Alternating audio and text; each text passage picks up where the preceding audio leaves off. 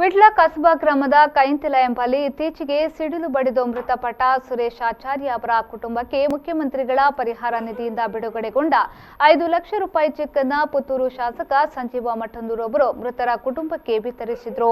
ಈ ಸಂದರ್ಭ ಮಾತನಾಡಿದ ಅವರು, ರಾಜ್ಯ ಸರ್ಕಾರ ಪ್ರಾಕೃತಿಕ ವಿಕೋಪದಡಿಯಲ್ಲಿ ಪರಿಹಾರವನ್ನ ನೀಡಿದ್ದು ಈ ಬಡ ಕುಟುಂಬಕ್ಕೆ ಇಂದು ಹಸ್ತಾಂತರ ಮಾಡಲಾಗಿದೆ। ಸುರೇಶ್ ಆಚಾರ್ಯ ಅವರ ಕುಟುಂಬ ತೀರಾ ಬಡ ಕುಟುಂಬವಾಗಿದ್ದು ಮುಂದಿನ ದಿನಗಳಲ್ಲಿ ಅವರು ಕುಟುಂಬ ನಿರ್ವಹಣೆಗೆ ಇದು ಸಹಕಾರಿಯಾಗಲಿದೆ ಎಂದು ತಿಳಿಸಿದರು। ಒಂದು ಪ್ರಾಕೃತಿಕ ವಿಕೋಪದ ಅಡಿಯಲ್ಲಿ ಮರಣ ಹೊಂದಿದ ಕುಟುಂಬಕ್ಕೆ ಇವತ್ತು 5 ಲಕ್ಷ ರೂಪಾಯಿಯನ್ನು ಕೊಟ್ಟು ಚೆಕ್ ಅನ್ನು ಅವರ ಶ್ರೀಮತಿಯವರಿಗೆ ಕೊಟ್ಟು ಅವರ ಕುಟುಂಬದ ನಿರ್ವಹಣೆಗೆ ಅನುಕೂಲ ಆಗಲಿ ಅಂತೇಳಿ ಇವತ್ತು ನಾವೆಲ್ಲ ನಮ್ಮ ಪ್ರಮುಖರ ಸಮ್ಮುಖದಲ್ಲಿ ಅದನ್ನು ಅವರಿಗೆ ಪಾವತಿ ಮಾಡುವಂಥ ಸಂಗತಿಯನ್ನು ಮಾಡಿದ್ದೇವೆ। ಅದೇ ರೀತಿ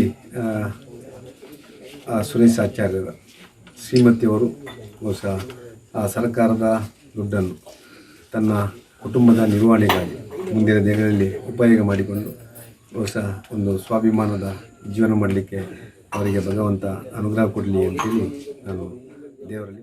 ಈ ಸಂದರ್ಭ ಸಾಚಾ ರಾಧಾಕೃಷ್ಣ ಆಳ್ವ, ಪುತ್ತೂರು ಬಿಜೆಪಿ ಯುವ ಮಂಡಲದ ಉಪಾಧ್ಯಕ್ಷ ಹರಿಪ್ರಸಾದ್ ಯಾದವ್, ವಿಟ್ಲ ಬಿಜೆಪಿ ಮಹಾಶಕ್ತಿ ಕೇಂದ್ರದ ಅಧ್ಯಕ್ಷ ಅರುಣ್ ವಿಟ್ಲ, ಪ್ರಧಾನ ಕಾರ್ಯದರ್ಶಿ ಕರುಣಾಕರ್ ನಾಯ್ತೊಟ್ಟು, ವಿಟ್ಲ ಪಟ್ಟಣ ಪಂಚಾಯತ್ನ ಸದಸ್ಯರಾದ ರವಿಪ್ರಕಾಶ್ ಮೊದಲಾದವರು ಉಪಸ್ಥಿತರಿದ್ದರು।